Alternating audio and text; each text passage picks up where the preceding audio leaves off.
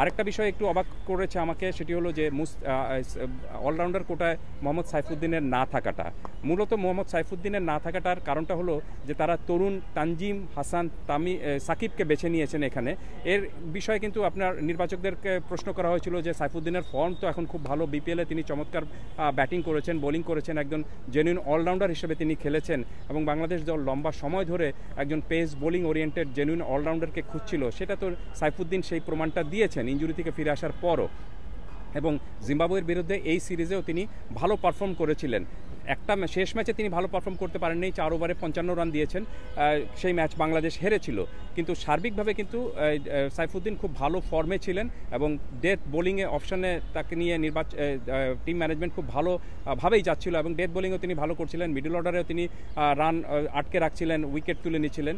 তার না যাওয়াটা এক ধরনের, কিন্তু আমি মনে করি যে তার জন্য খুব একটা দুঃখজনক একটা বিষয়। নির্বাচকদের এই প্রশ্নটা করা হয়েছিল, নির্বাচকরা বলেছেন তারা তানজিম হাসান সাকিব এবং মোহাম্মদ সাইফুদ্দিন এই দুজনের মধ্যে যে কোনো একজনকে বেছে নেওয়ার যখন তাদের সামনে অপশনটা রয়েছিল তখন তারা তরুণ তানজিম হাসান সাকিবকে বেছে নিয়েছেন। এর অন্যতম কারণটা হলো যে তারা সামনের দিকেও তাকাচ্ছেন এবং তানজিম হাসান সাকিবের মধ্যে একটু ইন্টেন্সিটিটা বা অ্যাগ্রেশনটা অথবা ম্যাচ পরিস্থিতি নিয়ন্ত্রণ করতে পারার মতো সক্ষমতাটা একটু বেশি দেখতে পেয়েছেন তারা সাইফুদ্দিনের তুলনায়।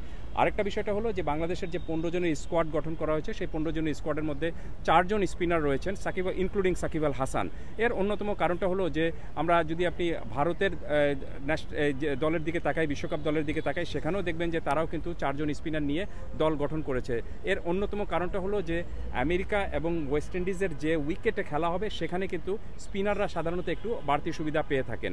ওয়েস্ট ইন্ডিজের উইকেটগুলো কিন্তু এখন অনেক বদলে গিয়েছে। আগে ওয়েস্ট ইন্ডিজকে বলা হতো যে পেস ওরিয়েন্টেড উইকেট, সবসময় সেখানে কিন্তু পেস বোলাররা ভালো বোলিং করতেন, কিন্তু গত কয়েক দশক ধরে দেখা যাচ্ছে যে স্পিনাররা সেখানে ভালো সুবিধাটা পাচ্ছেন এবং ড্রপ ইন উইকেটে খেলা হবে আমেরিকায়। সো সব কিছু মিলে কন্ডিশন উইকেটের বিবেচনা করেই কিন্তু 4 জন স্পিনারকে দলে রাখা হয়েছে এবং 4 জন স্পিনারের মধ্যে আপনার সাকিব আল হাসান অলরাউন্ডার কোটায় খেলবেন, রয়েছেন রিশাদ হোসেন, শেখ মেহেদি হাসান এবং তানভীর ইসলাম। তো সব কিছু মিলে আমার কাছে মনে হচ্ছে যে স্পিনার যে 4 জন স্পিনারকে যে নেওয়া হয়েছে সেখানে কিন্তু আপনি দেখবেন যে জেনুইন লেফট হ্যান্ডে অর্থোডক্স স্পিনার রয়েছেন, আপনার ডানহাতি অফ স্পিনার রয়েছেন, লেগ স্পিনারও রয়েছেন, বাঁহাতি স্পিনারও রয়েছেন। সব কিছু মিলে আমার কাছে মনে হচ্ছে যে স্পিন কোটাটা খুব শক্ত করে বাংলাদেশ দল যাচ্ছে।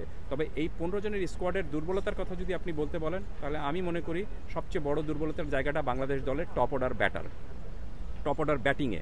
আপনি দেখবেন যে বাংলাদেশ দলের টপ অর্ডার ব্যাটিংয়ে শুধুমাত্র তানজিদ হাসান তামিম, যার আপনার ডেবু হয়েছে জিম্বাবুয়ের বিরুদ্ধে এই সিরিজে, তিনি এই 5 ম্যাচ খেলেছিলেন এবং 5 ম্যাচে 2টো হাফ সেঞ্চুরি করেছিলেন। তার অভিষেকেই তিনি হাফ সেঞ্চুরি করেছিলেন এবং চতুর্থ ম্যাচে তিনি আরেকটা হাফ সেঞ্চুরি করেছেন।